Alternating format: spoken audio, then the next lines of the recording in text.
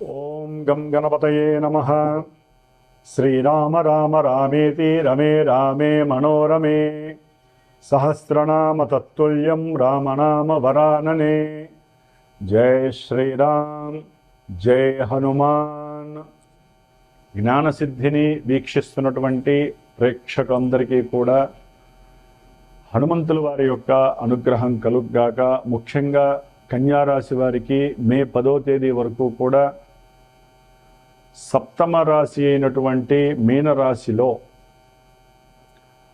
కుజగ్రహము already అక్కడ ఉన్నటువంటి పాపగ్రహమైనటువంటి శనిగ్రహము, ఈ రెండు గ్రహాలు అత్యంత శక్తివంతమైనటువంటి పాప ఫలితాలను ఇస్తూ, రెండు శత్రుగ్రహాలు మనకి సప్తమంలో ఉన్నట్లయితే, మనకి శత్రుగ్రహము ఏది లేకపోయినా గ్రహాలలో రెండు శత్రుగ్రహాలు ఉంటే వాటి యొక్క మోస్ట్ ఎఫెక్ట్స్ అన్నీ కూడా మన యొక్క ఆరోగ్యం మీద, మన యొక్క మానసికమైనటువంటి చర్యల మీద పడటానికి ఎక్కువ అవకాశం ఉంటుంది. ఎందుకంటే రాశి అంటేనే చంద్రుడి యొక్క నక్షత్ర ప్రభావము అనేటటువంటిది ఆధారపడి ఉంటుంది. కాబట్టి గోచారంలో గ్రహాల యొక్క వీక్షణలు కానీ, గ్రహాల యొక్క స్థితిగతులు కానీ, వాటి యొక్క కంజంక్షన్స్ యుతులు కానీ ఎక్కువగా మన మనసు మీద ప్రభావితం చూపిస్తూ ఉంటుంది. ఏ విధంగా? ఇప్పుడు కన్యారాశి వారు వివాహపరమైనటువంటి చర్యలు, లేకపోతే వివాహపరమైనటువంటి మాటలో, లేకపోతే వాటికి సంబంధించిన నిశ్చయ తాంబూలాలో, ఆ విషయాల యందు కాస్త వీరికి సరైనటువంటి ఫలితం లభించకపోవచ్చు. ఆ విషయాలలో చక్కగా ఆనందంగా అంతకుముందు ఎప్పుడో వీరు మాటలు ముచ్చట్లు నిశ్చయితాంబూలాలు కొన్ని నెలల ముందు జరిగి ఉండొచ్చు, ఆనందాన్ని అనుభవించి ఉండొచ్చు. ఒకరికొకరు చక్కగా ఆనందంగా ఒకరింటికి ఒకరు ఫోన్లు చేసుకోవటం, వెళ్ళటం, మాట్లాడుకోవటం చేసుకుంటూ ఉండొచ్చు. కానీ మే 10 లోపల చక్కటి ముహూర్తాల సమయంలో ఉన్నట్టుండి వివాహాలు ఆగిపోయే ప్రసక్తి. ఎవరి వలన? కుజశనుల యొక్క వీక్షణ కన్యారాశి వారి మీద పడటం వలన. దాని వలన కుటుంబంలో లేనిపోని అశాంతి, బంధువులు, మనకి ఎక్కడో రాబంధువులు ఉంటారండి, పైకి కనిపించే రాబంధువులు మనల్ని ఏం చేయవు. బంధువుల్లోనే రాబంధువులు లాంటి వాళ్ళు కొంతమంది ఉంటారు. వాళ్ళు అవసరం లేని మాటలు, గూడు పుఠానీలు, ఆల్రెడీ మన మీద కొంత శత్రుత్వం ఉంటుంది. అంటే మనకన్నా ముందు వాళ్ళకి పెళ్ళి అయిపోతుంది, లేకపోతే మన ఇంట్లో వాళ్ళకన్నా వాళ్ళ ఇంట్లో వాళ్ళకి పెళ్ళిళ్ళు అయిపోతున్నాయి, వాళ్ళ ఇంట్లో మంచి ఆనందంగా ఉన్నారు. అందరూ ఉండకపోవచ్చండి. వారి యొక్క కర్మ ఏ విధంగా ఉంటుందో గ్రహాలు వారు అట్లా అనుకుంటూ ఉంటారు. ఆ యొక్క ఎఫెక్షనే మన మీద పడుతుంది. ఆ గ్రహాలు తీసుకొచ్చి ఆ ఎఫెక్షన్స్ మన మీద ప్రేరేపిస్తాయి. ఎప్పుడు? మన గ్రహస్థితి ఈ విధంగా బాలేనప్పుడు. కాబట్టి ఆ విధంగా బంధువులతో విరోధ పరిస్థితులు కూడా కలగచ్చు. ప్రమాదాల వలన కూడా ఇబ్బందులు కలిగే అవకాశం ఉంటుంది. తండ్రి యొక్క ఆరోగ్యపరమైనటువంటి విషయాల యందు జాగ్రత్తలు తీసుకోవాల్సిన పరిస్థితి. భార్య, ముఖ్యంగా దంపతులు ఎవరైతే ఉన్నారో వారు, కొంతమంది కన్యారాశికి సంబంధించినటువంటి వాళ్ళు, వారి యొక్క జన్మజాతకంలో సరైనటువంటి పరిస్థితులు, దశలు, అంతర్దశలు లేకపోతే, ఈ కుజశనుల యొక్క దశలు అంతర్దశలు సరిగ్గా లేక అవే నడుస్తే, వీరిద్దరూ లేనిపోని అస్తవ్యస్తమైనటువంటి సంభాషణల ద్వారా పూర్వం జరిగిన విషయాలు, లేకపోతే అప్పులకి సంబంధించిన విషయాలు, సంతానపరమైనటువంటి విషయాలు, లేకపోతే అంతర్గతమైనటువంటి ఎన్నో విషయాలు ఉంటాయి వీరికి. ఆ విషయాలన్నీ తవ్వుకొని ఇప్పుడు ఎడబాటు చేసుకునే పరిస్థితి ఈ కుజశని గ్రహాలు ఇస్తున్నాయి.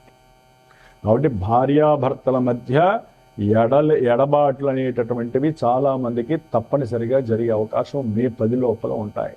దానికి కారణం ఉండదు, బంధువుల్లోనే అలాంటి దూరం చేసేవాళ్ళు ఉండొచ్చు. ఈ మధ్యకాలంలో అట్లాగే ఉన్నారు.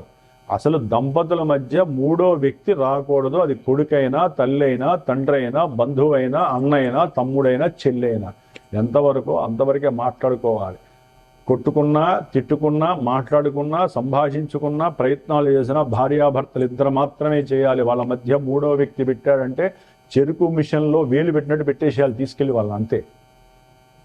భార్యాభర్తలు మన సనాతన ధర్మంలో విడిపోతున్నారు మన ఇండియాలో అంటే ఎక్కువ మంది. వాళ్ళంతటా వాళ్ళు విడిపోవట్లేదు. గ్రహాలు కూడా పూర్తిగా వాళ్ళు నాశనం చేయవండి.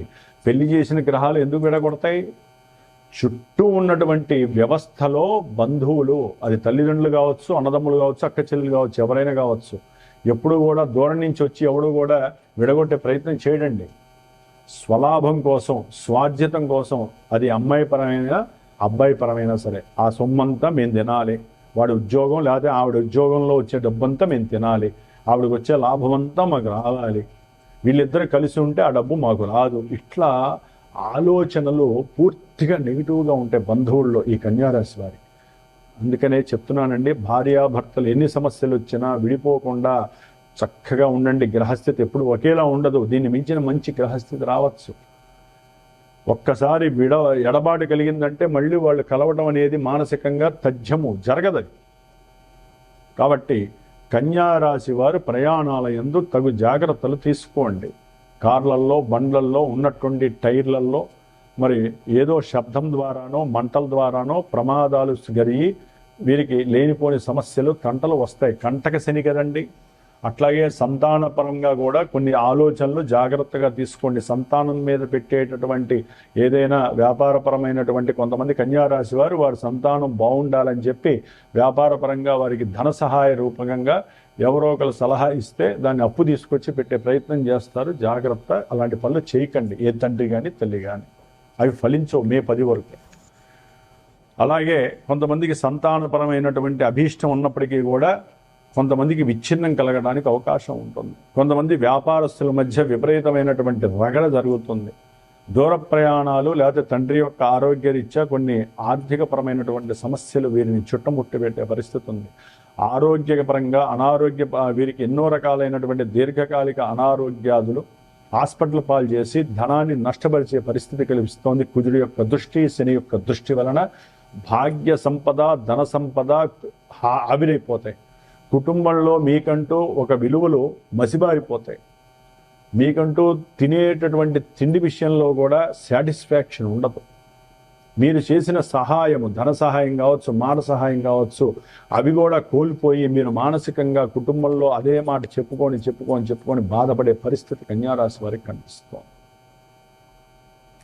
అంటే ఆ ఉద్యోగ విషయంలో కానీ, వ్యాపారపరమైనటువంటి పెట్టుబడుల విషయంలో కానీ, చేసేటటువంటి ఉద్యోగాల్లో మార్పులు చేర్పులు కూడా మిమ్మల్ని తీవ్రమైనటువంటి అనారోగ్య అస్వస్థతకి గురి చేస్తాయి. దానివలన మానసికంగా బలహీనపడిపోతారు, ఆర్థికంగా కుంటుపడుతుంది. జాగ్రత్తగా ఉండండి.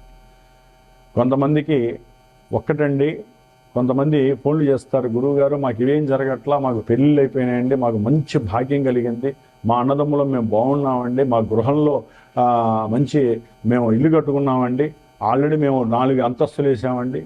ఎప్పుడో వేసుంటారు, లేకపోతే ఇప్పుడు జరుగుతూ ఉండొచ్చు. ఇంకా మే 10 వరకు అవకాశాలు ఉన్నాయి.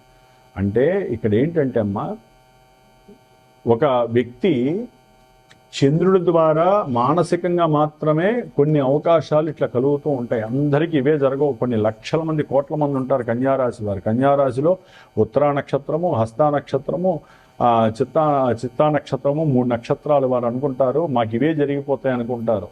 మీరు తల్లి గర్భంలోంచి ఎప్పుడైతే బయటకు వస్తారో అప్పుడు ఒక గ్రహస్థితి ఏర్పడుతుంది. ఆ గ్రహాలు ఈ ఇంట్లో నేను, ఈ ఇల్లు నాది, ఆ ఇల్లు నాది అని పేర్చుకుంటాయి. అక్కడి నుంచి అవి ఆడిస్తూ ఉంటాయి. మన జన్మతః మొత్తం కూడా మరణించేంత వరకు అవే మన ఈవెంట్స్ని శాసిస్తాయి. ఎట్లా శాసిస్తాయండి? మరి పుట్టినప్పుడున్న గ్రహాలంటే గోచారంలో గ్రహాలు తిరుగుతూ ఉంటాయి. వాటికి లింక్ ఉంటుంది. నక్షత్రాల ద్వారా, రాశుల ద్వారా, అవి ఉన్నటువంటి పరిస్థితుల ద్వారా అవన్నీ చక్కగా చూసి మీకంటూ ఒక ప్రిడిక్షన్ చేసేవాడే సరైనటువంటి జ్యోతిష్య గురువు. అలాంటి జ్యోతిష్య గురువును మీరు పట్టుకోవాలి. గురువుగారు మాకు ఏ దశలు నడుస్తున్నాయి, ఏ అంతర్దశలు నడుస్తున్నాయి, చాలామందికి ఇవన్నీ తెలియట్లేదండి. అసలు లగ్నం అంటే తెలియదు, దశలు అంటే తెలియట్లా. అంతర్దశలు మా రాశిది, మా నక్షత్రం ఇది, మాకు మంచి జరుగుతుందా, మాకు పెళ్ళి అవుతుందా, పెళ్ళి విడాకులు ఎందుకు అవుతున్నాయి, లేకపోతే సంతానం ఎందుకు కలగట్లేదు, లేకపోతే విద్యలో నేను ఎందుకు ఉత్తీర్ణత కావట్లా, బంధువులతో గొడవలు అవుతున్నాయి, మా మీద నరఘోష ఎక్కువ అండి, మా మీద చేతబడులు చేశారండి, వశీకరణ చేశారండి. ఎవరికేం పనండి? గ్రహాలు ఆడే లీలా విన్యాసంలో మనందరం పాత్రులం, పావులం, గుర్తుపెట్టుకోండి. అందుకనే జన్మజాతకం ద్వారా మాత్రమే మీరు ఏ పని, ఏ ఈవెంట్ చేయాలన్నా, ఒక పెళ్లి చేయాలన్నా, ఒక ఏదైనా సరే దంపతుల మధ్య అన్యోన్యత సరిగ్గా లేకపోయినా, చదువు విషయంలో కానీ, ఉన్నత విదేశాలకు పంపించాలా లేదా, ఇవన్నీ కూడా జన్మజాతకంలో చక్కగా నిదానంగా చూసేటటువంటి జ్యోతిష్య గురువుని సంప్రదించి కనుక్కొని అది జాతకంలో అనుకూలంగా ఉన్నాయా లేదో కూడా కనుక్కొని అప్పుడు గోచారము జన్మజాతకం రీత్యా మీకు ప్రిడిక్షన్స్ చెప్తారు. ఈ గ్రహాలకి జపాలు చేసుకోండి, లేకపోతే ఈ హోమం చేసుకోండి, లేకపోతే ఈ యొక్క అభిషేకం చాలండి సరిపోతుందండి. ఇట్లా గురువు ఆ యొక్క మోతాదు మీ జాతకంలో ఉన్నటువంటి వెయిటేజ్ని బట్టి సరైనటువంటి పరిష్కారాలు చెబుతారు. అవి చక్కగా ఆచరించండి. కానీ ప్రస్తుతం మాత్రము ఈ కన్యారాశి వారు కుజశనులు అనేటటువంటి ఆ పాపగ్రహాలని తన యొక్క తోకతో బంధించి వారికి మొట్టికాయలు వేస్తూ వారు మన మీద లేనిపోని ప్రయోగాలు లేకుండా చేయగలిగే శక్తి భూత ప్రేత పిశాచాలకి అదిమి పారద్రోలేటటువంటి, అట్లాగే శత్రు రోగ రుణబాధాలు నివృత్తి చేసేటటువంటి అరిషట్వర్గాలని తన యొక్క శక్తితో అదమగొట్టి పంచభూతాలని పంచేంద్రియ నిగ్రహ శక్తితో కూడగట్టి మనకి మంచి ఆరోగ్యాన్ని మంచి మానసిక శక్తిని అనుకున్న కార్యసిద్ధిని కలిగజేసేవాడు ఒకే ఒక భగవంతుడు. ఆయనే మన రియల్ హీరో హనుమంతుల వారు. గుర్తుపెట్టుకోండి. ఆ హనుమంతుల వారినే ప్రార్థన చేయండి. మే 10 వరకు కన్యారాశి వారు శ్రీరామ రక్షాస్తోత్రము, శ్రీరామ తారక మంత్రము, హనుమాన్ చాలీసా, హనుమాన్ దండకము, విచిత్ర వీర హనుమాన్ స్తోత్రము, హనుమంతుడి ప్రదక్షిణాలు, శనివారం మంగళవారం నియమాలు చక్కగా ఇవన్నీ పాటించండి. చక్కటి జీవితం మీకు మే 10 వరకు అటు జాతకంలో ఇటు గోచారంలో కాస్త అనుకూలిస్తాయి. అందుకనే శ్రీమాతా జ్యోతిషాలయ పీఠంలో ఈ మే 10 వరకు కూడా నేను ప్రత్యేకించి కుజుడికి శనికి జపాన్ని, మృత్యుంజయ జపాన్ని చేస్తూ స్వామివారికి ప్రీతికరమైనటువంటి మన్యసూక్త జపాన్ని, హనుమాన్ చాలీసా పారాయణ చేస్తూ మే 10వ తారీఖున సుందరాకాండ సర్గలతో స్వామివారిని సంతోషపెట్టి మే 12వ తారీఖున హనుమత్ జయంతి రోజును విశేషముగా ఎవరైతే తమ బాధలు నాకు గోత్రనామాదులు చెప్పి వారి యొక్క జన్మ నక్షత్రాలు రాశులు దశలు అంతర్దశలు కూడా చెప్పి వారు ఎవరైతే మా బాధలు ఇవి గురువు గారు, లేకపోతే మా సమస్యలు ఇట్లా, లేకపోతే మాకు ఈ కార్యక్రమం కావాలి అనుకున్న వాళ్ళు ఎవరైతే ఉంటారో వారి గురించి నేను చక్కగా సంకల్పం నేనే చెప్పి పూజ నేనే చేస్తూ బ్రాహ్మణ సహకారం తీసుకుంటూ హోమంలో చక్కగా ఆ స్వామివారికి విన్నవించేటటువంటి స్థితి నేను చేస్తున్నాను. కాబట్టి ఈ యొక్క మే 10 వరకు చేసినటువంటి తీర్థపు రక్ష కంకణం ద్వారా, హోమ భస్మము రక్ష ద్వారా మీకు పంపించే ప్రయత్నము తదుపరి చేస్తాను. కాబట్టి ఎవరైనా ఆసక్తిగా ఉండి మీరు చేస్తూ గురువులు నేను చేసేటటువంటి ఈ మంత్ర ప్రయోగం ద్వారా, అంటే హనుమంతుల వారి యొక్క మంత్రాలను చదవడం ద్వారా ఆ రక్ష మీరు ధరిస్తే 48 రోజులు చక్కగా ఆ భస్మాన్ని పెట్టుకొని రక్షణ ధరిస్తే కనుక మీకు కార్యసిద్ధి కలుగుతుంది, శత్రు భయం తొలుగుతుంది. జై శ్రీరామ్, జై హనుమాన్.